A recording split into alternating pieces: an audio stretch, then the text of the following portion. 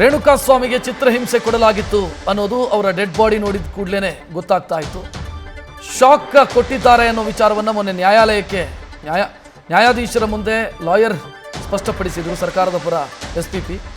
ಈಗ ಈ ಮೆಗ್ಗರ್ ಯಂತ್ರವನ್ನು ಬಳಸಿದಂಥ ವ್ಯಕ್ತಿ ಕೂಡ ಸಿಕ್ಕಾಕೊಂಡಿದ್ದಾರೆ.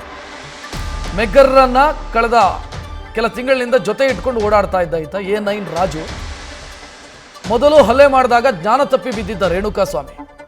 ಜ್ಞಾನ ತಪ್ಪಿ ಬಿದ್ದಂಥ ಸಂದರ್ಭದಲ್ಲಿ ಅಂದರೆ ಮೂರ್ಛೆ ತಪ್ಪಿ ಬಿದ್ದಂಥ ಸಂದರ್ಭದಲ್ಲಿ ಕೈ ಕಿವಿ ಹೊಟ್ಟೆಗೆ ಶಾಕ್ ಕೊಟ್ಟಿರುವಂಥ ಆರೋಪ ಈ ರಾಜು ಮೇಲೆ.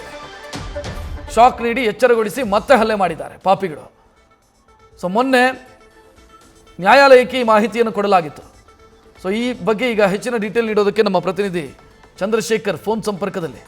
ಚಂದ್ರಶೇಖರ್, ಈತ ಅಬ್ಸ್ಕ್ಯಾಂಡಿಂಗ್ ಇದ್ದ, ಈತನ ಹಿನ್ನೆಲೆ ಏನು ಮತ್ತು ಈತ ಮೆಗರ್ ಇಟ್ಕೊಂಡೇ ಓಡಾಡ್ತಾ ಇದ್ದಂತಂದ್ರೆ ಏನು ಕತೆ, ಏನು ಕೆಲಸ ಈತಂದು? ರಕ್ಷತ್, ಏನು ಈ ಒಂದು ಆರೋಪಿ ಇದ್ದಾನೆ ರಾಜ್ ಅನ್ನುವಂತ ಆರೋಪಿ, ಈ ಆರೋಪಿ ಏನೋ ಕೇಬಲ್ ಕೆಲಸ ಮಾಡ್ತಾ ಇದ್ದ ಅನ್ನುವಂಥದ್ದು ಸದ್ಯಕ್ಕೆ ಗೊತ್ತಾಗಿದೆ. ಕೇಬಲ್ ಕೆಲಸ ಮಾಡ್ತಾ ಇದ್ರಿಂದ ಈ ರೀತಿಯಾದಂತಹ ಒಂದು ಯಂತ್ರದ ಅಂದ್ರೆ ಮೆಗ್ಗರ್ ಯಂತ್ರದ ಬಗ್ಗೆ ಒಂದು ಅರಿವಿತ್ತು.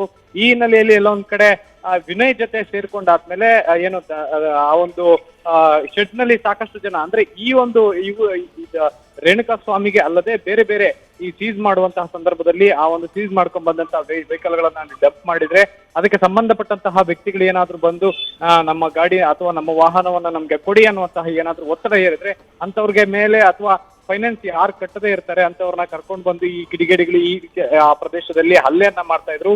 ಹಲ್ಲೆಯನ್ನ ಮಾತ್ರ ಅಲ್ಲದೆ ಕರೆಂಟ್ ಶಾಕ್ ಕೂಡ ಮುಂದಾಗ್ತಾ ಇದ್ರು, ಕರೆಂಟ್ ಶಾಕ್ ನೀಡ್ತಾ ಇದ್ರು ಅನ್ನುವಂತಹದ್ದು ಸದ್ಯಕ್ಕೆ ತನಿಖೆಯಲ್ಲಿ ಬಯಲಾಗಿರುವಂತಹದ್ದು.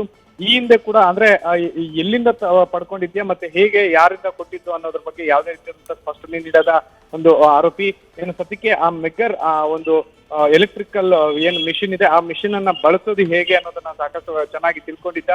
ಹೊಟ್ಟೆ ಮತ್ತೆ ಈ ಪ್ರೈವೇಟ್ ಪಾರ್ಟ್ಗೆ ಕೂಡ ಒಂದು ಕರೆಂಟ್ ಶಾಕ್ ಅನ್ನ ನೀಡೋದ್ರಲ್ಲಿ ಈ ಆರೋಪಿಗಳು ಪ್ರಮುಖ ಪಾತ್ರ ವಹಿಸಿದ್ರು ಅನ್ನೋದು ಕೂಡ ಸದ್ಯಕ್ಕೆ ತನಿಖೆಯಲ್ಲಿ ಬಯಲಾಗಿರುವಂತಹದ್ದು. ಸದ್ಯಕ್ಕೆ ಮೆಗ್ಗರ್ ಮಿಷಿನ್ ಅನ್ನು ಕೂಡ ಪೊಲೀಸರು ವಶಕ್ಕೆ ಪಡಿಸಿಕೊಂಡಿರುವಂತಹದ್ದು.